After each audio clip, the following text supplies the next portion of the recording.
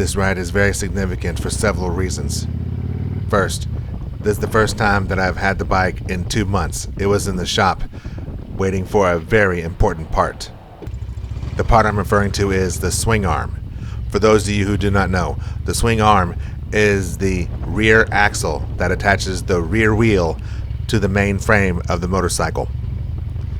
I had to go on a 1-month excursion to find an appropriate swing arm that actually had the actual caliper for the bike. The caliper is the little brace on the swing arm that the rear brake attaches to. After a month, we finally found one that matched. I was amazed at how rare the swing arm was, especially for these older model Harleys. I really could not believe it. The dealership did say that they could order a new swing arm, but to do that would be about over $2,000. They recommended me finding a junkyard that had one, and it would be a whole lot less, and they were not kidding. The swing arm from the junkyard only ran me about $300. What happened to the previous swing arm was that the place where the axle attaches to the swing arm was cracked. And obviously, if it cracked any further, it would have broken off and I would have had no rear wheel, and that would have led to total disaster. Fortunately, the one that I found was in pristine and prime shape, and it is attached really well, and it's riding like a champ. What you are seeing is the literal first ride with the new swing arm on the rear. I know you can't see it right now, but it felt like new on this little ride through southern Beaumont as I make my way to Highway 69. Was I frustrated that it took so long to repair the bike? Yes. Was I frustrated that this part was so rare? Yes. But ultimately, guys, it's worth it. Besides, if you don't have a swing arm, you pretty much have no bike. So, call your battle on that one. You either love your bike that much to get it fixed, or you don't, and you just throw it away to the junkyard. And you can see the choice that I made. And in that 2-month period where I had no motorcycle, SFAPowerhouse had crossed the milestone of 100,000 subscribers. I'm still in tears, and I'm so grateful for everyone who has subscribed to this channel. And so this is the first major event on SFAPowerhouse since we have crossed that milestone. YouTube sent over the plaque, and we are going to take a ride with it. In case you were wondering, this was mid-October, but it still felt like primetime summer. The unusual summer wave really held over well into autumn. And so I knew I had to move quickly to get out of the heat soon so I don't get dehydrated.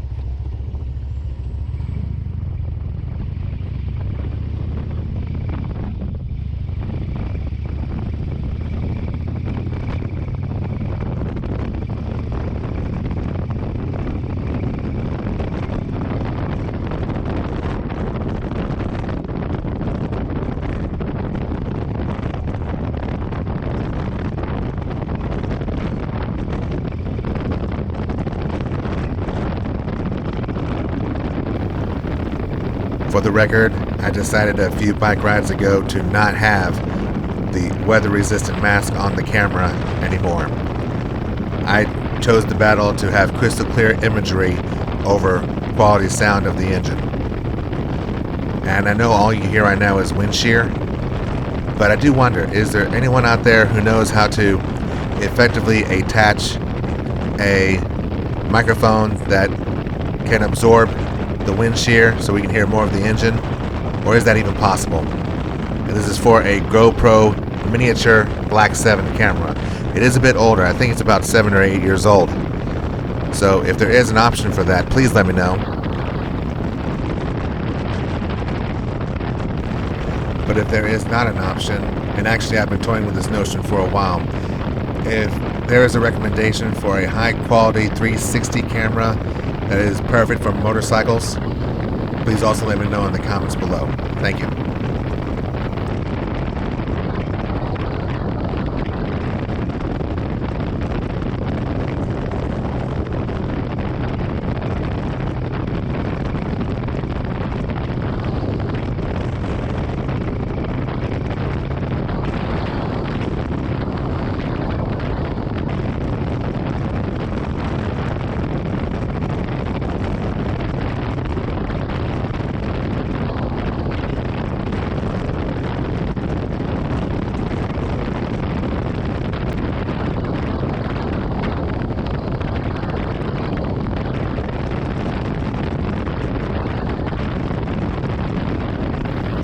I have another question.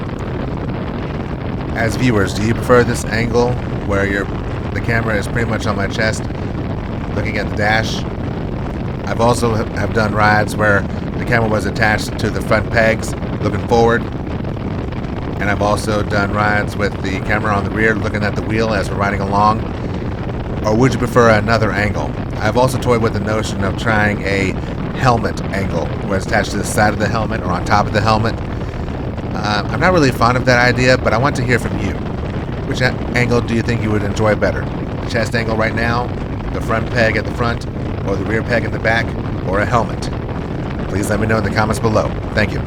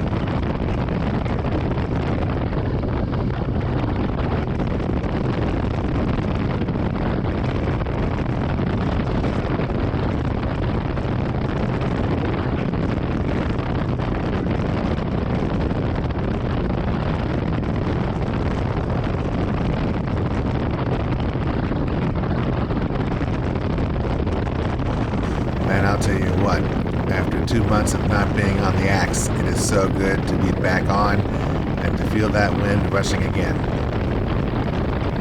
You never know how much you truly enjoy the sensation until you miss it for a while.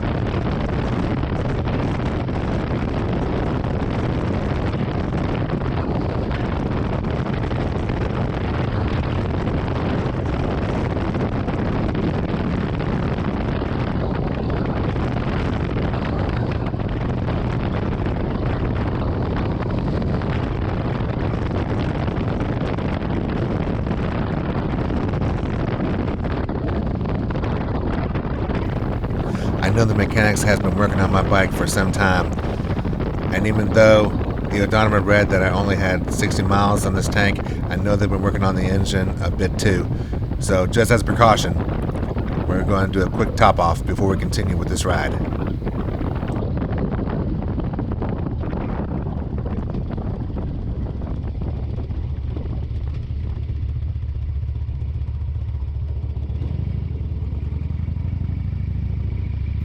Normally I use 89 octane in this bike, but other bikers may use a different grade of octane. It depends on what works for your engine and what do you mostly use it for. If you're looking for speed, it might be something else, but if you're looking for touring, it might be something else. Again, it depends on several things. One, listen to what the dealer or the manufacturer recommends, and two, if it works for your bike, there's no need to fix it. So again, don't be afraid to reach out and consult.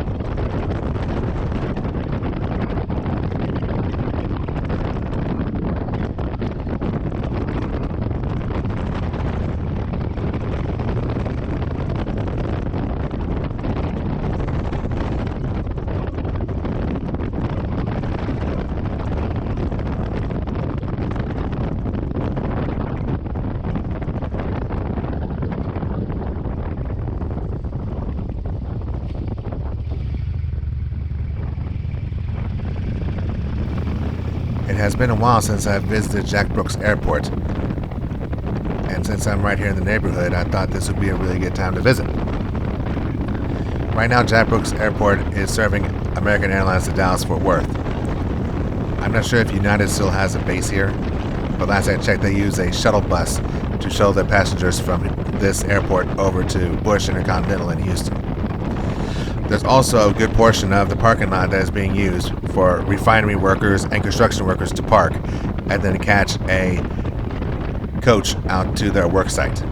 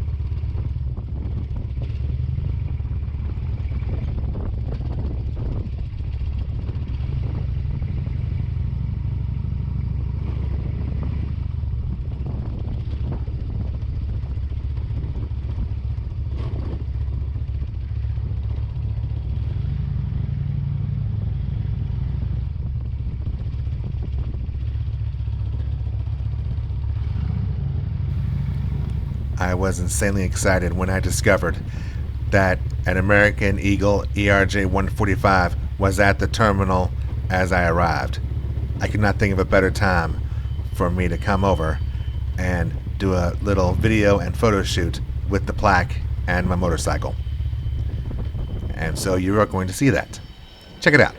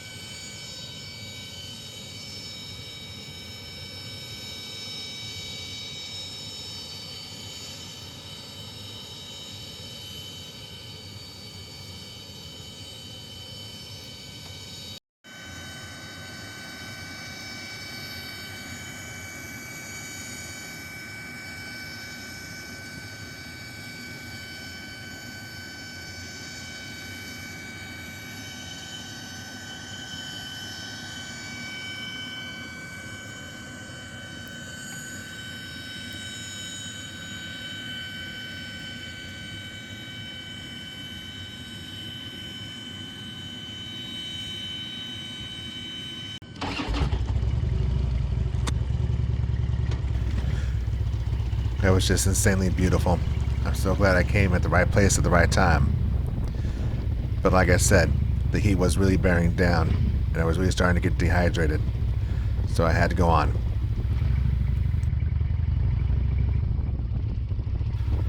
On a different note, I was glad to see that some of the driveways and roadways here at Jack Brooks Regional Airport have been repaved and redone.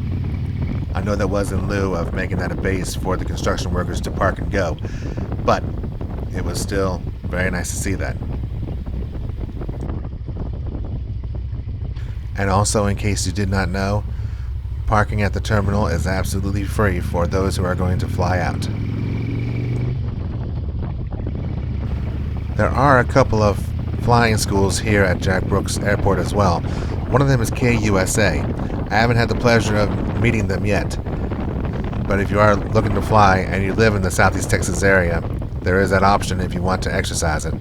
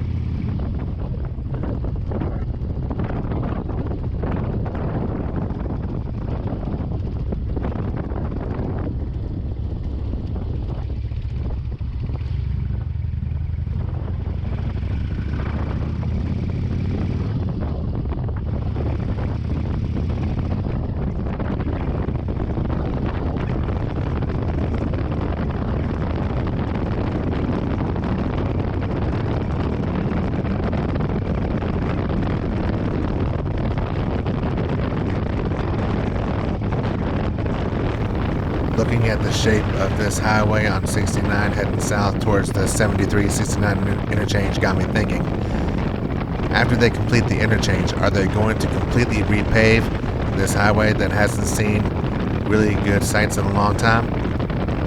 I would imagine so, but obviously right now their focus is completing the 69-73 interchange up ahead here in about 4 miles. If you haven't seen any of my videos on that yet, well, Well, you're about to see it here in just a second. And I mentioned repaving the road because presently, at the time of this video, they were already repaving a good chunk of Highway 73 between Port Arthur and Winnie, and it looks very slick and very nice. Slick as in, you know, sharp, good looking. But anyway, so if they're doing 73 right now, I'm pretty sure that 69 will be on their radar after the interchange is over, or if 73 is already done. So we'll keep an eye out for that.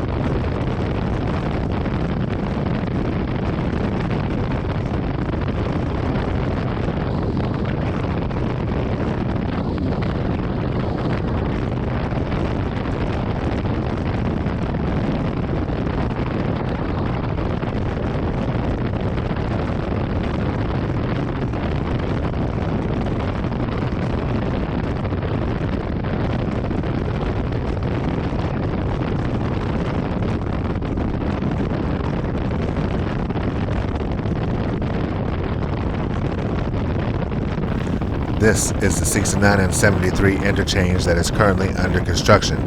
Formerly a four-leaf clover interchange, it is being torn down and reconstructed into a four-way cyclone interchange.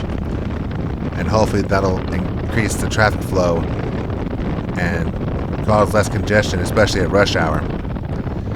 This has been underway for a couple of years now, although the pillars for the overpasses have been taking shape. In order for the traffic on 69 South to divert over to 73 East, they first have to go on 73 West, like I'm doing right now, and then make a U-turn at Savannah Avenue up ahead to get back on 73 East. A little inconvenient, but it's still the safe detour.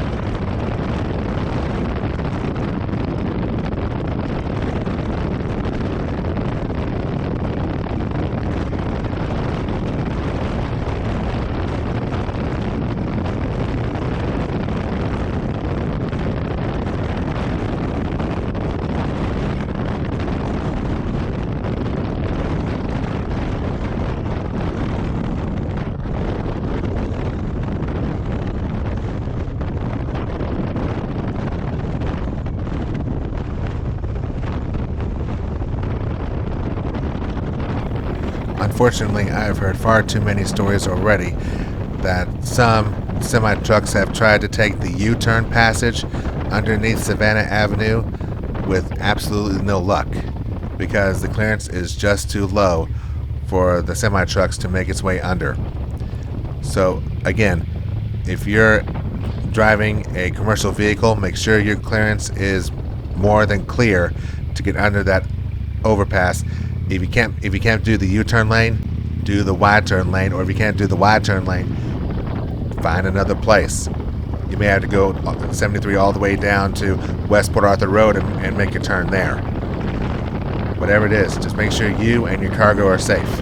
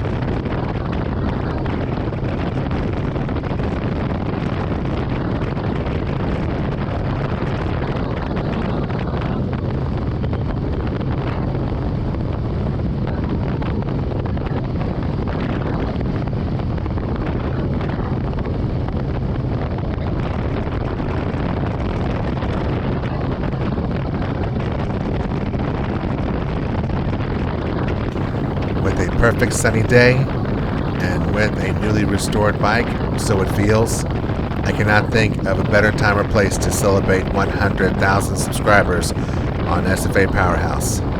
Again, thank you all so very much for enjoying the ride and enjoying the content and subscribing to the channel. I know I've said that in a couple of other videos, but I can't say that enough. Thank you so much. Here and there, I will put questions and polls on my community tab on the channel. I would appreciate your response, because most of my posts are going to be about how to improve the channel, and your input is valuable. So I really hope you're taking time to answer polls or answer questions on the community tab. Thank you, God bless you, and enjoy the ride.